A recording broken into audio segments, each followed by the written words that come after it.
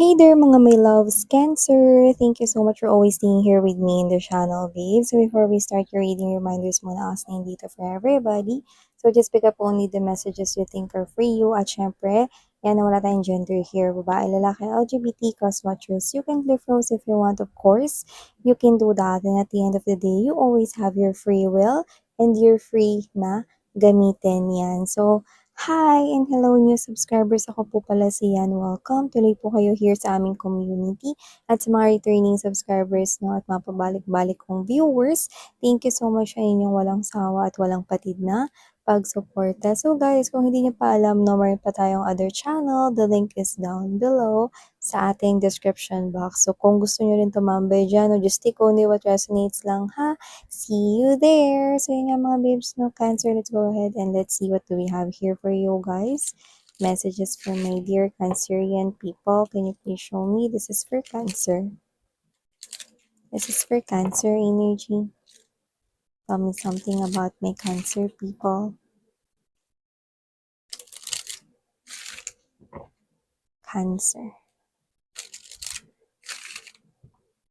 Thank you so much, angels and spirit guides, Archangel Michael, for being present here in this reading. This is for Cancer. Cancer.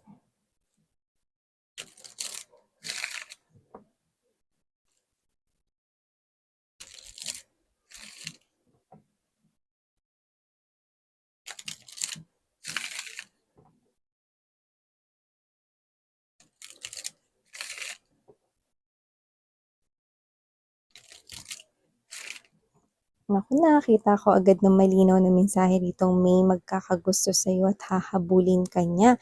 This is a new individual right here. Could be a stranger pa lamang ngayon sa inyo. Pero yung iba, nagsisimula na kayo dito magkakilanlan.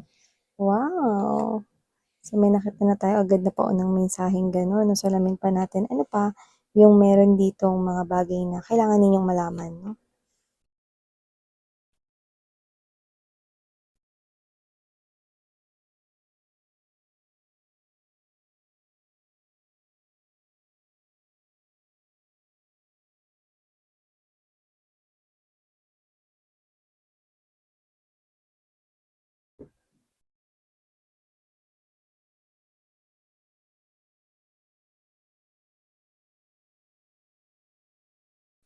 Okay, so, yan, Cancer, no? Nakikita ko dito mga babes, maliban dun sa, excuse me, magandang message na nakita natin kanina, no? Meron ditong iba pang mga messages natin yung i-read natin for you guys.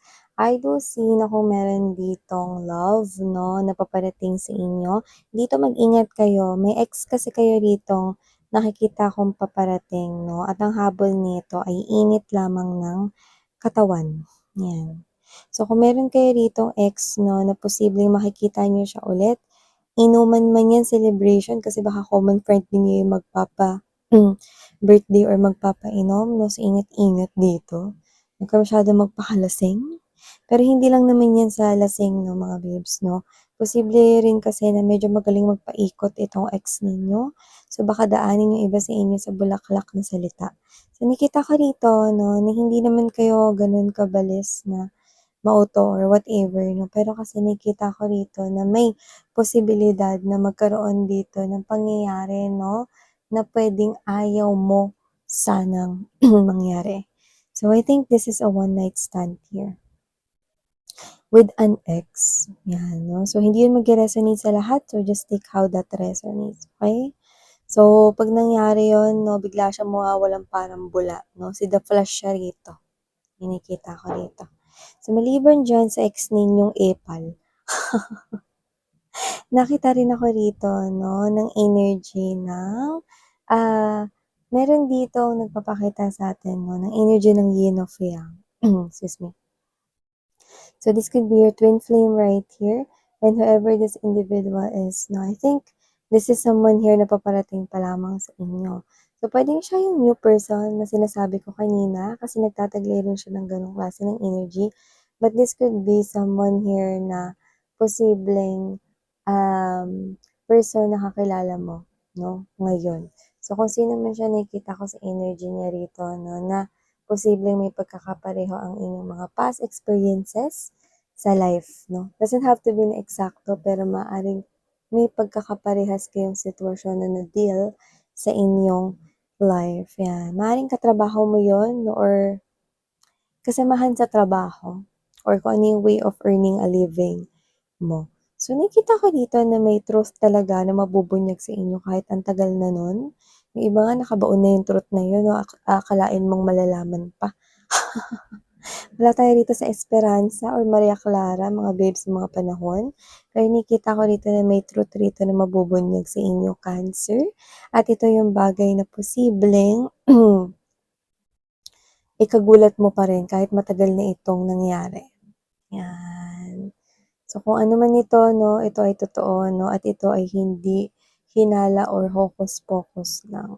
So, for some reason, pwedeng interesado pa rin kayong malaman yan kasi nakikita ko kayong magugulat pa rin dito pag nalaman niyo yung bagay na yan, eh, no?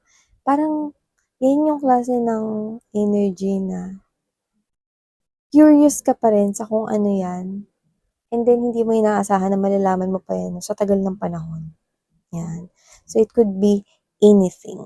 So, maliban dyan, Cancer, nakita ko rin dito mga bibs, no, na meron ditong wall na nakapagitan sa'yo at sa pera. Yan. So, dito nakikita ko strongly na posibleng meron kayo ritong inaasahang tao na magbabayad sana ng utang pero for some reason, hindi sumipot o hindi magpapakita sa inyo. Siya mismo nagsabi na magbabayad na siya, no, pero hindi siya rito magpapakita. So, posibleng ito yung person na nangutang sa inyo, no, at posibleng magagamit niya yung pera, kaya hindi niya ito mababalik ulit sa'yo. Yan. So, medyo nakaka-disappoint yun, no? Kasi kung sino yung magbabayad, siya yung nag-text at nagtawag sa'yo, tapos siya yung hindi sisipot, no? Kakaloka. Pero carry lang, kasi nakikita ko rito na meron ditong malapit na kayo dito sa finish line, papunta sa abundance, no? Meron tayong good news pagdating sa pera ninyo rito. With the abundance, I'm seeing, no, na kailangan nyo lang talaga na manatiling positibo about the situation, lalo na kung may nilalaban kayong posisyon or may nilalaban kayo ritong um, designation na baka yung iba nag-apply sa ganitong klase ng um, competition, no, kung saan may mga iba ring nag-a-apply sa posisyon na yan. Yan. So, whatever the case may be, I'm seeing na ikaw yung makakasungkit niyan or makakasukbit niyan, Cancer, no? Kaya wala dapat na ipag-alala. Pero yun nga, no, nakikita ko kayo rito na parang inaasahan nyo na sana talaga, eh, no, na may babalik yung pera ninyo. Pero yun nga, no, bigla atang nagamit ulit ng taong yun, no? So, yung nakikita ko rito. So, maliban dyan, nakita rin ako rito, Cancer, no? Meron ako nakikita dito na hindi naman kayo magpapaka-vain, pero I think mas magpe-pay attention kayo sa inyong physical appearance sa mga susunod na mga linggo at upcoming buwan or months here for you guys. Hindi naman kayo vain, okay? Pero mas gusto ninyo mas maging presentable, mas mag-glow up ko kayong nakikita at mas maging attractive ka pa, no? Pero hindi mo to ginagawa para i-please ang iba, kundi ginagawa mo ito na para sa iyong sarili. At dahil dyan, nakikita ko rito na may mga energies na ma-attract sa'yo. Marami rito yung parang gusto makipag-friend or makipagkaibigan sa'yo, pwedeng sa ibang department, no? May mga lalapit, gusto makipag-close or makipagkaibigan sa inyo. Iba naman, no, nakikita ko rito na posibleng may mga manliligaw or options kayo in love or may mga mag-express ng mga admiration or infatuation nila sa inyo. Yung nakikita ko dito, you're attracting here a lot of energies, friendship man yan, love connection, or business partnership as well, no? So, nakikita ko na kasi yan ay dahil sa ginagawa mo yung mga bagay na nagpapasaya sa'yo para sa sarili mo alone. No? Yun yung pinakamagandang nakukuha natin sa parte na yun because you keep on attracting here beautiful energies towards you and even opportunities to grow your finances and your life here para mas mag-grow, no? Positively. So, nakikita ko dito that it is all because you give yourself here what you think you deserve. Yan. So, maliban diyan, I'm also seeing someone here planning na magbibili rito ng house or doesn't have to be new. Parang nakikita ko rito na yung iba kasi parang, alam mo yung pasalo house, no, ng pag-ibig. So, iba pwedeng yun yung kinuha, yung sinalo nila, no, yung nahulugan na nasimulan ng mahulugan ng ibang tao na nauna sa kanila. Parang gano'n.